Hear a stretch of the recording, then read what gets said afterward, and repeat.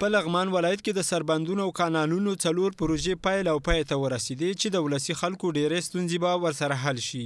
د لغمان والي محمد آصف نن په یادو مراسمو کې د خپلې وینا پر مهال وویل د دغو پروژو په بشپړېدو سره د سیمې سلګونه جریبه ځمکه د اوبو له تخریب څخه وژغورل شوه او د اوبخور ښه زمینه به ورته برابره شي. ننګ زیاتوي د دې ولایت په 10 کلن ستراتیژیک پلان کې به په بېلابېلو سیمو کې زرګونه هکټاره ځمکې د خړوبولو بند او سربندونو د جوړېدو چارې پیل کړي. د لغمان د آینده وده او د ځمکې د خړوبولو پورې اړه لري.